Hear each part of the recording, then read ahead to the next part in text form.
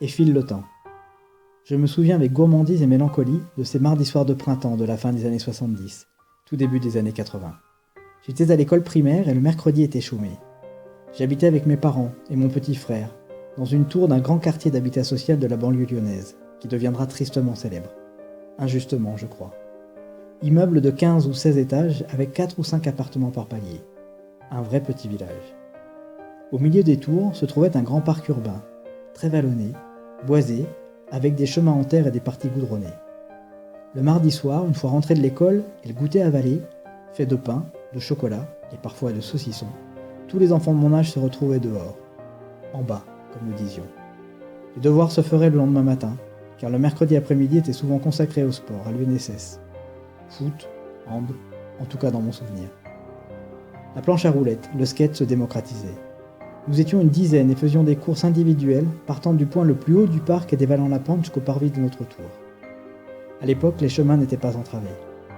Nous nous bousculions, nous percutions, nous avions inventé Mad Max. Le dernier était éliminé, pour qu'au final, le vainqueur donne une interview à un journaliste en herbe, dont le micro était un bout de bois. Ensuite, nous organisions les courses en catamaran.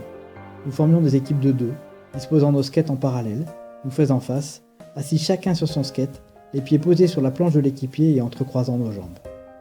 Nous nous tenions par les bras, nous dirigions notre engin en bougeant le buste, mettant le poids de notre équipage à droite ou à gauche pour orienter notre vaisseau. La lutte était âpre, et nous y avons gagné quelques jolies griffures, égratignures, bleues et parfois même des bosses. Mais c'était toujours l'éclat de rire final et collectif qui l'emportait, une fois nos bolides garés sur le parking, devant la tour, aux côtés des R12, des R5, 4L, Simca et quelques 103 SP. Il était alors temps de remonter.